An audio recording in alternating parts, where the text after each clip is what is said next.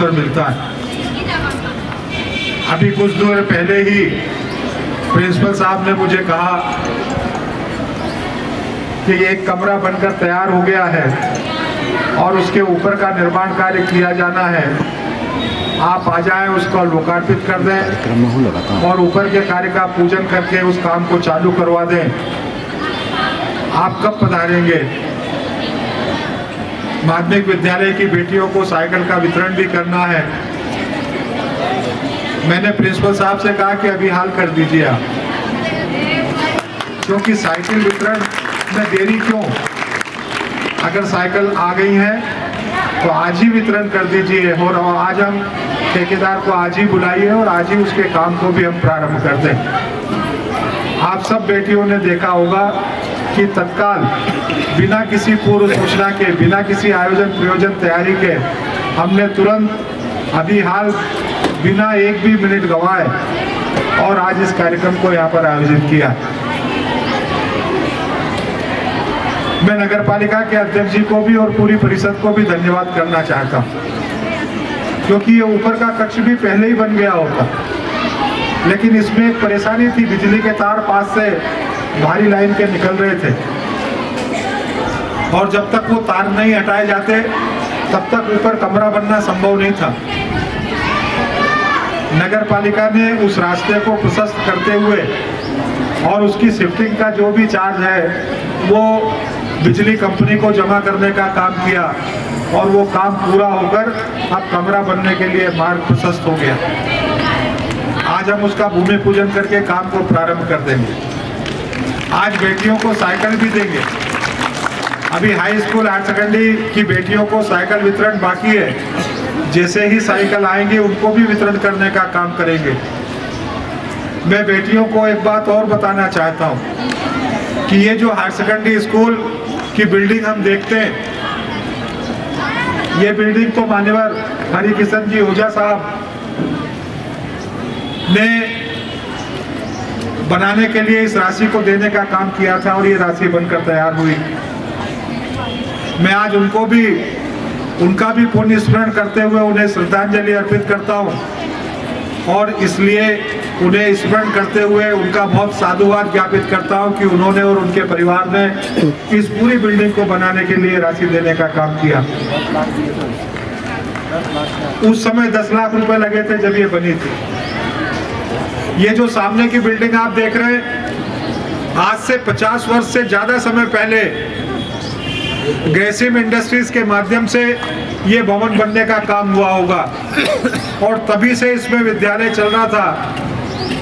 विद्यालय के लिए अतिरिक्त कोई भवन बनने का या इस तरीके का कोई काम नहीं हुआ। जब पहली बार मैं आप सब देवी स्वरूपा बेटियों के आशीर्वाद से, आपके माता पिता के आशीर्वाद से जनसेवक के रूप में चुनकर आया और पहली बार मुझे जब इस विद्यालय में आने का अवसर मिला और ये सारे विषय मुझे देखने को मिले, तो मैंने उसी समय कहा था कि इस भवन को बनाने के लिए मैं मध्य प्रदेश के यशस्वी मुख्यमंत्री जी को 99 लाख रुपए की अनुशंसा मुख्यमंत्री अवसंरचना योजना के अंतर्गत करूंगा। मैं मुख्यमंत्री जी को भी धन्यवाद करता हूं कि उन्होंने उस राशि को स्वीकृति प्रदान की और मैं मुख्यमंत्री जी को इस बात के लिए भी धन्यवाद करता हूं, शिक्षा मंत्री जी को भी इस बात के लिए धन्यवाद करता हूं कि उन्होंने 87 लाख रुपए इस भवन के लिए और अतिरिक्त राशि स्वीकृत करने का काम किया। इस तरीके से अब 1,86,00,000 रुपए की लागत से ये बिल्डिंग बनकर तैयार होगी। मैं आप सबकी जानकारी में एक महत्वपूर्ण बात और भी लाना चाहता हूं कि ये जो भवन डिसमेंटल करने के आदेश हैं, आप सबके भाग्य से जितनी जल्दी इस भवन को डिसमेंटल करने का आदेश प्राप्त हो गया है। अभी कई भवन मुझे डिसमेंटल करवाने हैं, लेकिन इसका बहुत जल्दी डिसमेंटल करने का आदेश हुआ, कार्रवाई पूर्ण हुई।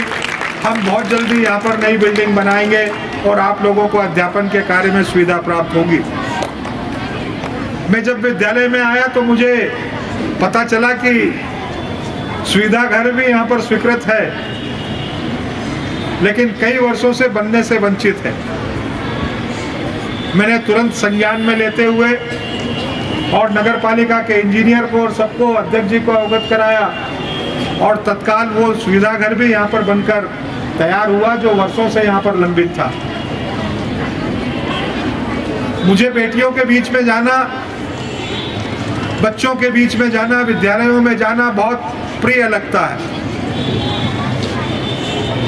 मैं खाचरोद यहाँ पर जब आया था तो इसको बना रहे थे, तभी मुझे प्रिंसिपल साहब ने कहा कि इसको हम ऊपर कैसे बना पाएंगे, ये डबल कमरा बनना है, जब तक ये तार नहीं हटेंगे।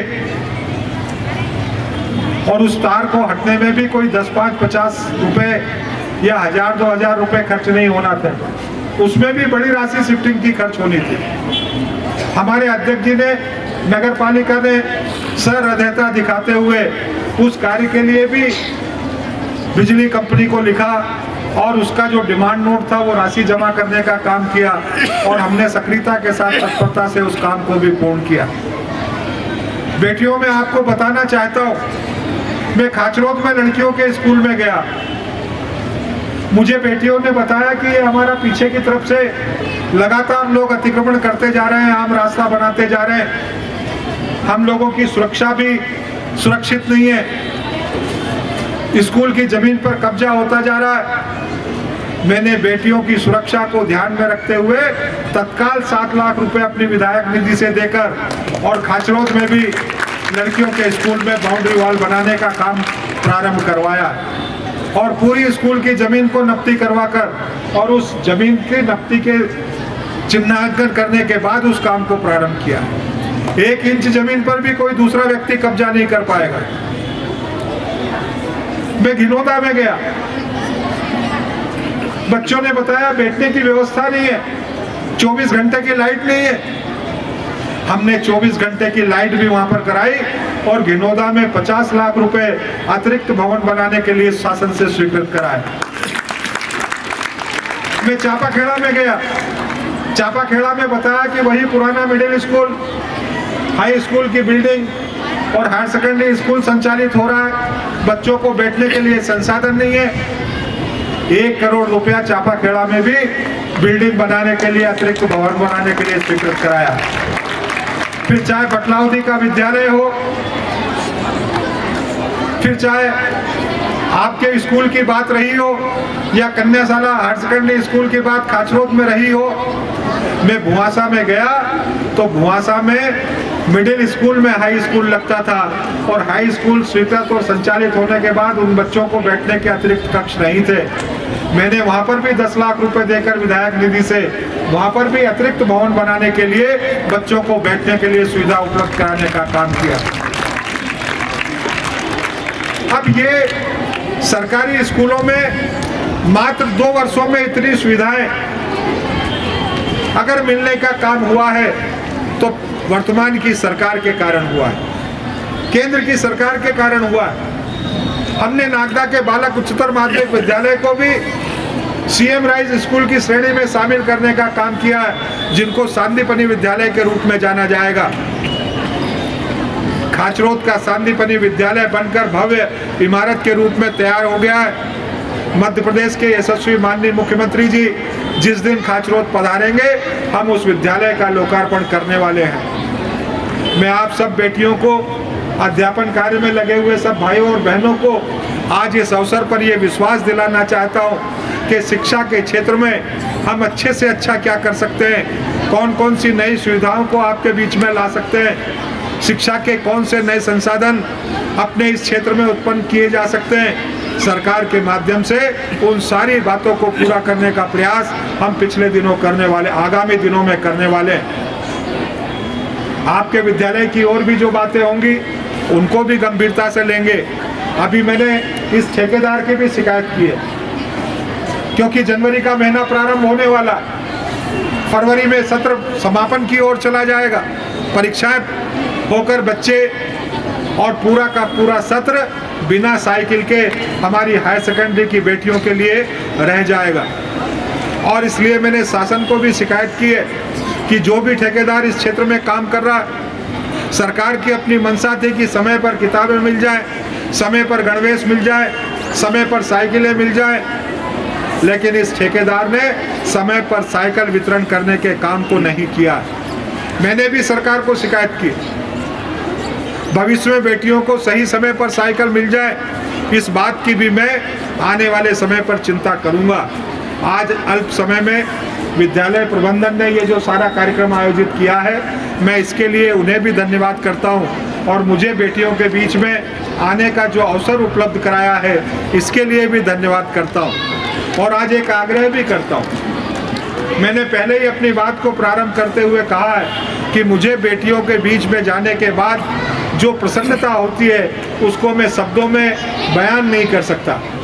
अभी पिछले दिनों मैंने देखा कि वार्षिक उत्सव का कार्यक्रम हुआ, मेरे मन में उसी दिन आया कि मुझे दवे साहब ने याद क्यों नहीं किया। मैं तो अपने मन का भाव बता रहा हूँ कि मुझे दवे साहब ने याद क्यों नहीं किया। एक अवसर मुझे बेटियों के बीच में जाने का और मिलता। मुझे लगता है ये बेटियों का आशीर्वाद है, जिसके कारण मैं जनसेवक के रूप में सक्रियता के साथ इस क्षेत्र में अपनी सेवाएं देने का काम कर पा रहा हूं। मेरे लिए ये अवसर हमेशा बनाए रखें, ऐसी भी अपेक्षा मैं विद्यालय प्रबंधन से करता हूं। आप सबको पुनः एक बार धन्यवाद करते हुए अपनी बात को समाप्त करता हूं। जय हिंद, जय भारत।